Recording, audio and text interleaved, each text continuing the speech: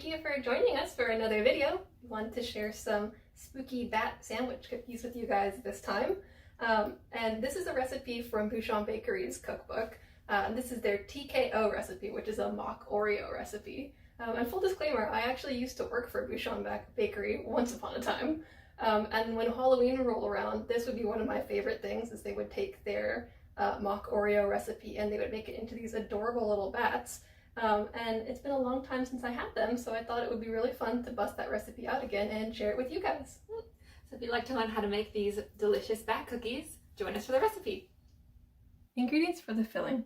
So the main ingredient is going to be white chocolate, and we are going to use melt, so no tempering is going to be necessary.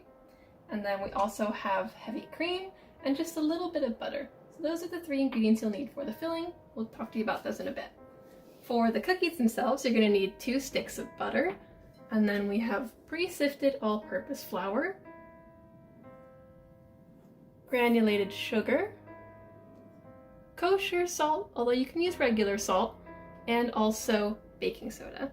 And the special ingredient we have here, 2 different types of cocoa powder, but we have a regular Dutch processed cocoa powder, and then we also have just 2 tablespoons of a black cocoa powder, and that's going to be really nice for this to give it that really dark color that you're going to want. And this is actually just cocoa powder that has been Dutch processed even more than the regular Dutch process. Don't go too heavy with that, or it's going to be a little too bitter in taste, but just a little bit of it replacing some of the regular cocoa powder is great, or you can just use all regular cocoa powder if you want a softer taste. So we have 125 grams of our white chocolate melts, and then we also have 15 grams of our butter, and we're going to add that straight on top. And we're going to go ahead and pop that into the microwave and melt it. Okay, so now that we have this melted from the microwave, we're just going to stir this together. And we also have our cream set up on the stove, and that's going to get boiling. So you want to bring it up, well, rather than a boil, let's take it to a simmer. And we are going to add that to this mixture once we have this all combined. So for the ganache, you just want to make sure that your chocolate is fully melted and it's nice and hot, so you're not going to have a temperature shock. Now that we have this fully mixed together, I'm going to make a little well in the center here, and we're going to add our simmering cream to this. Add a little bit at a time and work in what you have first before you incorporate any more.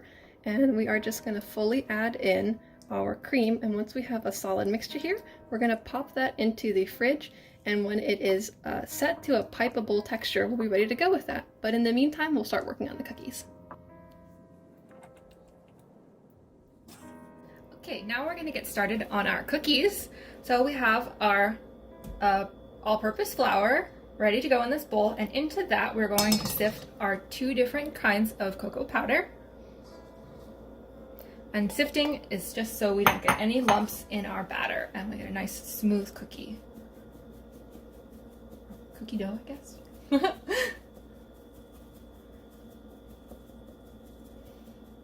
if you have a lot of lumps like this, you can grab a spoon and try and break them up. You can break up these pieces.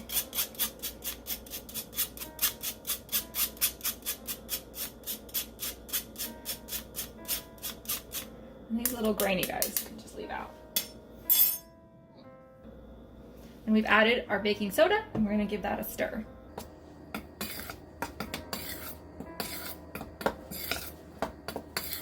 For remaining ingredients of our cookie dough, we're going to go ahead and use our KitchenAid. And into that, we're going to add 2 sticks of butter.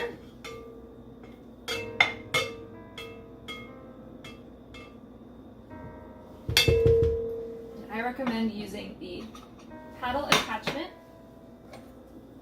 And we're going to beat that on a medium speed until it's nice and fluffy.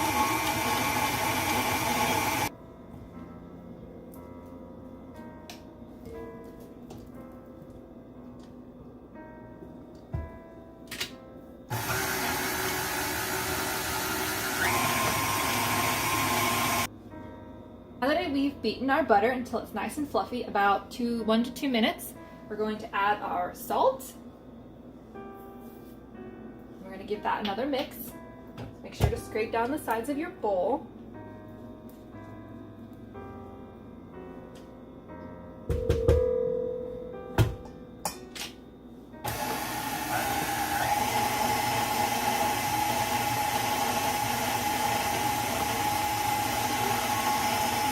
Now that our salt is all incorporated to our butter mixture, we're going to add the sugar.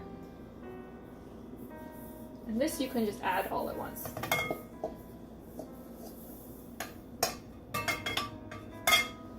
Beat again on medium until everything is incorporated.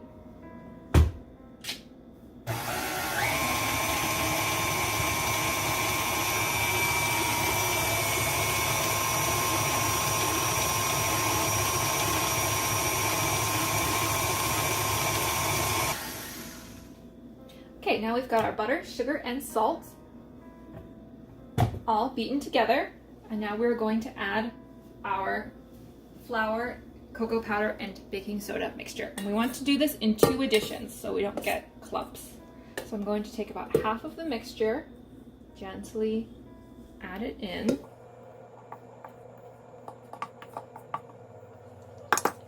Give that a beat. Make sure to do it on low so you don't get flour shooting out everywhere. And once it's starting to combine, then you can turn up the speed a little bit more.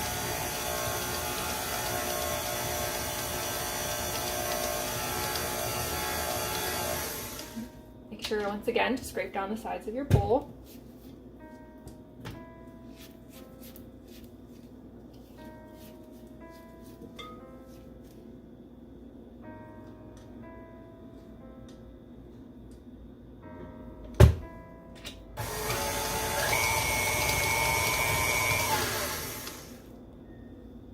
Now that we have the first part of our mixture mixed together, and it doesn't need to be fully combined, it just needs to be roughly mixed together so that the liquid is touching all of the dry ingredients. And we're going to add the remaining half and finish mixing.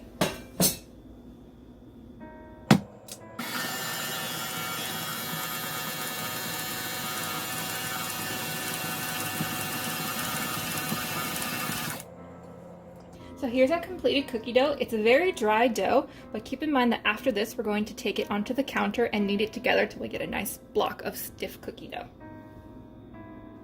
Okay, so we're going to take our dough, and we have a piece of saran wrap laid out just to keep things clean and a little easier. And we are just going to empty this out onto our saran wrap, and we're just going to press it together into a block so we can put it in the fridge to set up a little bit and make it a little bit easier to roll out. And with this dough, even though it seems pretty dry at this point, what we're looking for is basically that kind of crumbly Oreo texture when we're finished. So don't worry about this. This is the right consistency. And as we work it together, it's going to come together a bit more too. And actually, it's pretty high in butter. So when we get to the rolling out stage, if you feel like your dough is getting too soft, just pop it back in the fridge, and that'll help you keep consistency with what you're looking for.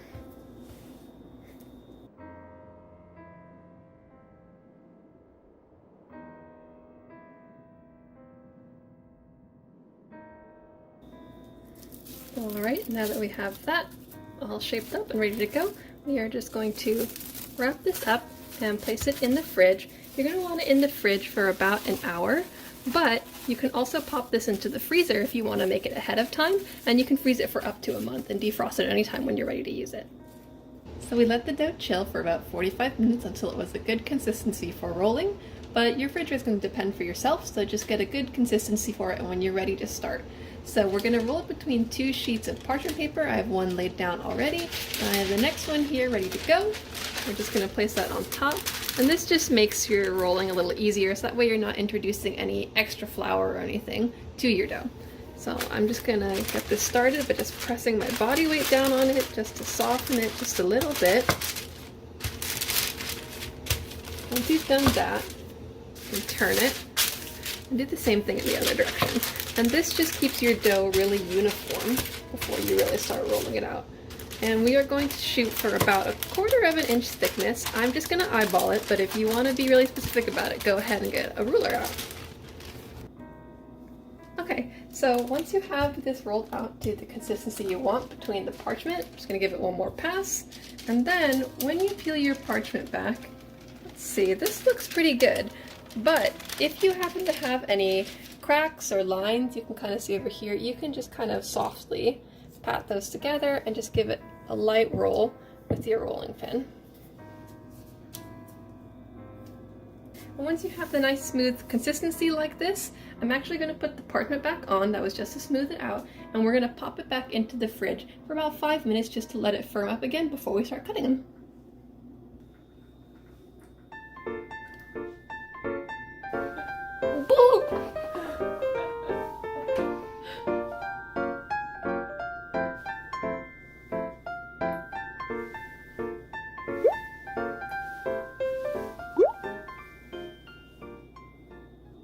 So we've let the cookie dough chill again for another 5 minutes while it's nice and flat. And now I'm going to go ahead and cut it out with our fun bat, which we actually bought at Safeway for like less than $2. So check that out. But quick impulse buy, but definitely worth it. But you can use obviously any cookie cutter you have, but we're gonna go with bats. So yeah, so I'm gonna go ahead and cut these out, and then I'm going to place them on a parchment-lined baking sheet, and then we're going to bake these for about 15 minutes until they're nice and baked through. We preheat our oven to 325, and with these cookies, since they're so dark, it's a little bit hard to tell when they're fully baked. So you gotta be careful. Yeah, but just go for feeling, and when you start to see a few cracks showing up on the surface, they're done. You're ready. You're good. Oh, these are turning out so cute already. So the nice thing also about making these with kosher salt is you get a little more up front of that saltiness, which you don't really think about when you eat Oreos, but there is always a little bit of that salt baking soda taste. So this is really nice. We've been snacking on the dough. Yeah, it's nice to have a salty cookie when you have a cream-filled sandwich cookie. Yeah. Because it balances the sweet and the salty very nicely. I think maybe this is the last one. Oh, a fun tip with this too. When you have your scrap pieces that aren't whatever shape you cut out, you can actually just go ahead and bake those, and then you can crumble up the cookies afterwards, or the unshaped part, and then you have Oreo crumbles. You can put those on top of ice cream, or maybe around the bottom of a cake if you want to have like cemetery dirt on something or something like that, you know? Yeah. Okay, so we are just going to lift these up and off and set them on our tray.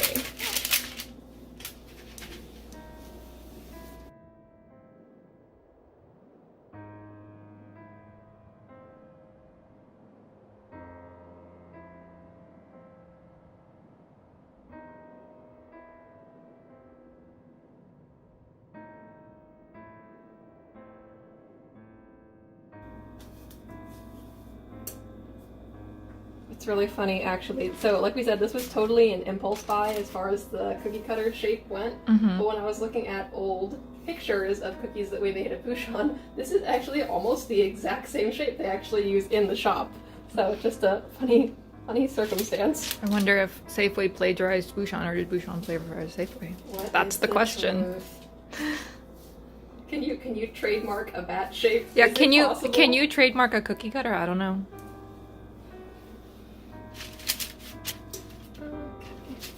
Let's see here, 2, 4, 6, 8. Great. So this will make us 4 cookies total. That seems pretty good. I'm gonna go ahead and re-roll these just so we get a few more out, and then we'll toss these in the oven to bake. Okay, so now that we have our filling ready to go, it's got a good consistency and we have it ready in a piping bag, we are gonna do a really cute scallops border, and I'll show you guys how to do that. So we have our cookie flipped over and we have a top piece ready to go, and I'm just gonna start from this top wing here. We're gonna pipe a teardrop shape. So start, build it up, and pull it back and stop. So again, push it and pull it back. And turn the cookie. And we're gonna do this all around the edge to give it a cute beaded scallop shape. And you'll see that when we put the whole thing together.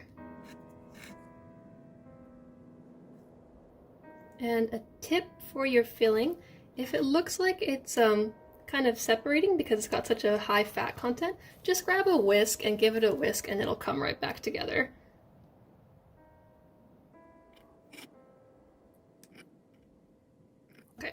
I'm gonna take it that far and then show you guys. Once you have that all around your edge, I'm gonna go back in and do the same thing to fill in the insides. And this also just gives a really nice, even filling amount to your cookie so that it really holds its shape and is stable. So I'm gonna do this for the whole cookie, and once we have that piped, we'll show you guys what that looks like. Okay, so you can see we have our whole cookie filled in, and it's gonna give this really cute scalloped edge when we put the top on. So let's settle that on. And you can see just the edges peeking out there. Isn't that so cute? I always really love that detail. Of course, you can also, if you want a smooth edge, just pipe around the sides and then fill it in. And then as an extra touch, we went ahead and took some filling and we added a little bit of red food coloring. So I'm gonna go ahead and warm this up a little bit to a good piping consistency, and we're gonna give this bat some little vampire eyes. Okay, and then we have our red icing for detail in this little tiny piping bag I made, and then we're just gonna put 2 dots on for some fun little vampire eyes.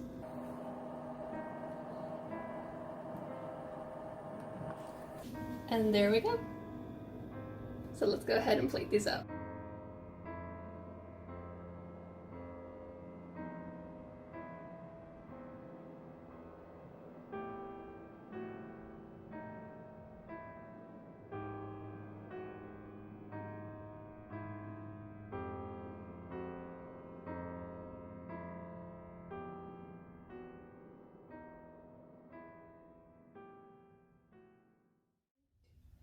So thank you for joining us. We hope that you guys enjoyed the recipe, and maybe we'll make some of these bat sandwich cookies yourself and share them with someone that you like.